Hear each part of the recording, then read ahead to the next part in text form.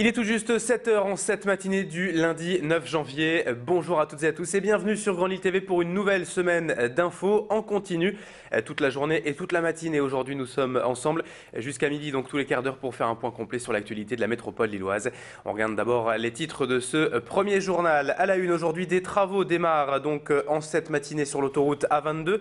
Les résultats sportifs du week-end dans cette édition, avec notamment la qualification du LOSC samedi pour les 16e de finale de la Coupe de France. Et puis un mot également à propos de la fermeture du consulat du Portugal. Tout cela dans cette édition.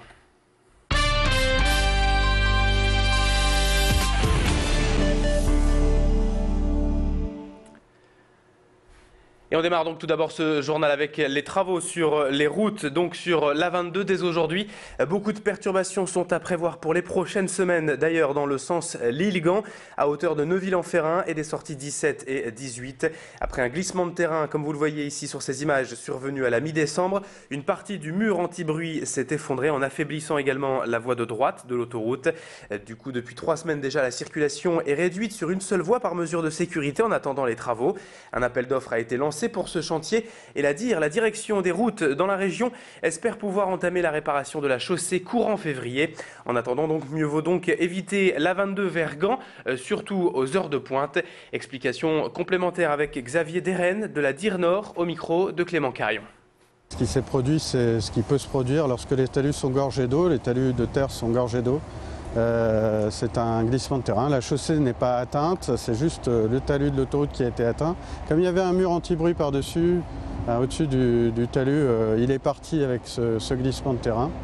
Donc par mesure de précaution, les agents de la DIR ont tout de suite neutralisé la voie de droite et ont pris toutes les mesures pour que ce glissement ne s'aggrave pas. Également à la une de ce lundi, comme je vous le disais en titre, l'actualité sportive du week-end avec tout d'abord du football et la qualification du LOSC samedi pour les 16e de finale de la Coupe de France. Les Lillois ont facilement battu l'équipe de Chantilly, 5e division nationale, sur le score sans appel de 6-0. Et au prochain tour, les Dogs se déplaceront de nouveau en Picardie pour y affronter Compiègne, équipe de CFA, soit la 4e division.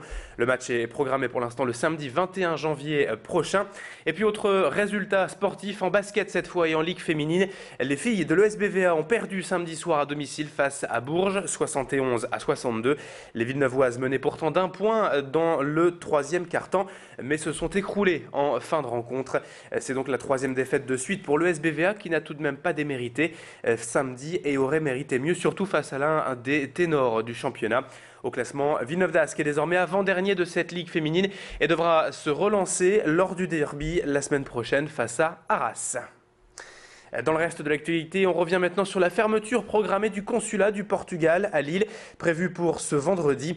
La communauté portugaise de la métropole lilloise s'est donc rassemblée samedi après-midi pour dénoncer cette fermeture. Environ 80 personnes étaient présentes devant le consulat, place Pierre Mendès France, pour ce qui ressemblait plus à une mobilisation symbolique de la vie même des organisateurs. Près de 35 000 ressortissants portugais vivent aujourd'hui dans la région et près de la moitié dans la métropole lilloise. Cette fermeture va donc entraîner pas mal de changements pour cette population. Écoutez José Barbosa, l'un des ressortissants portugais à l'origine de cette manifestation, au micro de Julie Sico. Cette fermeture, c'est un impact énorme, c'est parce qu'à partir du moment qu'on n'a pas ce lieu de proximité, ce bureau de proximité, on doit aller sur Paris. Alors imaginez un peu le chaos d'aller sur Paris, faire tout ce qui est économiquement, les péages et un peu et tout ce qui va avec. C'est vraiment un retour en arrière des années 60, quoi. Comme j'ai connu moi, un triste épisode où j'ai dû aller à Paris, passer une journée ou deux pour avoir les papiers. Et dans le reste de l'actualité, on évoque maintenant les vœux de Daniel Percheron jeudi soir au siège de la région. Le président du Conseil régional du Nord-Pas-de-Calais a bien sûr respecté la tradition des cérémonies de vœux en ce début d'année.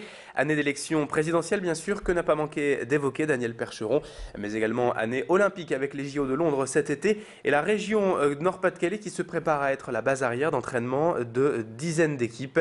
Et puis enfin, année culturelle selon le président de la région avec plusieurs événements de taille cette année et notamment l'ouverture du Louvre-Lens. Julie Sico était à cette cérémonie de vœux pour Grand Lille TV. Je vous propose donc d'écouter Daniel Percheron à propos de l'élection présidentielle. Je souhaite une élection présidentielle fondamentalement structurée.